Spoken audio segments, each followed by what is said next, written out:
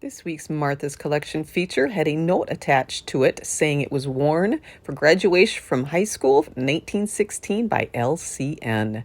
The slip had Lois C. Nash stitched into a little tag, and so I looked into the family tree, and on the other side of the family, so Martha's husband, this was his mother. This was a family that started the Nash Finch Food Company, if you're familiar, in the Minneapolis area. And they moved from North Dakota to Minnesota in 1912. Her senior photo is from 1915. So the note, though it said 1916, she actually graduated in 1915. And then she went on to Wellesley College, and there is her 1920 photo. So fun to see photos and to find the photos of her. I was very excited to see that. So the dress itself is a beautiful, super sheer, lightweight cotton. And it's got a lovely, large lace trimmed tie collar that has a big tie in the front there. And it has two different layers for the dress itself. It's got an inner bodice with sheer.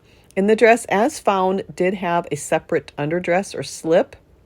But I am quite certain that that was not original to the dress. It looks like it was perhaps made later, even though it is antique. So it might have been something that was remade. And it does work with the dress, but I am quite certain that this is not original to the dress. There's a big alteration at the waist, and there's some kind of odd seaming and placement of the pleated kick pleats for the skirt, etc. But I'm going to take care of cleaning both of them because they definitely need to be freshened. So I'm starting off just to confirm that the dress is cotton and that the underdress is silk, and fiber burn tests do point to that. So I'm going to be rather conservative and gentle on this as it's quite old and the fabric's quite fine. So I'm just going to start with doing a just straight up distilled water. And some people ask why distilled water? Because it doesn't have some of the additives or impurities or whatever that tap water may have. Everything has kind of been distilled out of it. So it's kind of a more gentle approach on some fabrics. Obviously, I'm not going to be able to do the whole process with distilled water because the rinsing, etc. But for this initial soak for these two pieces, I'm going to just use distilled water. I'm starting off with just the cotton dress to begin with because this is a higher temperature which the cotton can handle. So I'm just starting off and just gently moving it around in the water. And this is going to help kind of release all the dust and dirt and whatnot from decades. And then after an hour, the water had cooled down enough for me to be able to add the silk. You don't want silk to be at a temperature higher than 85 degrees Fahrenheit, as higher temperatures can damage silk. So I waited until the water cooled down and then added that, and then just did another 15 minutes total for that on that. And you can see here that, yes, it is taking care of getting some of the dirt and dust and even a little bit of oxidation out. So I did a rinse in that, and then now I'm going to do Dirty Labs. And this is a formulated, kind of eco-friendly, it's unscented, and it's got certain things in it that is good for silk and delicates, etc. It works on both cotton and silk, so I'm doing that in my tub again with the fabric sling underneath it.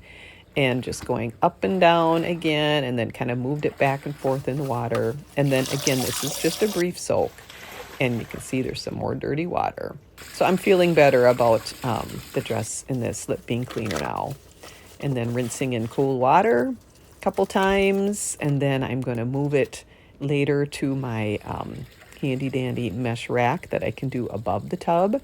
Because you want to make sure you get all the detergent out, because that can collect dirt later. So here I'm kind of transferring it, which the fabric sling is great for being able to transport it more safely, because when these are wet, the fibers are even more weak. And especially at 110 years old, you want to be very careful with them. So I put them on the mesh rack and then just did one more rinse and on both pieces. So again, I'm just kind of carefully unfolding each piece so I can kind of get a better coverage with the rinsing on the mesh rack. And then I kind of let them both sit for a while until they were finished dripping, and then do the towel roll separately for each piece, which gets a little more of the excess moisture out. And then sun is not good for vintage or antique, but I just did 10 minutes. So I figure that is safe, and that just actually helps to brighten just ever so much. And I just, before pressing and steaming, wanted to show some of these beautiful details of the dress and slip outside, so you can see the sheerness of it, the fineness. And when you feel this dress, it's just like it's whisper. It's just like it's barely there. It's such a fine, wonderfully fine material.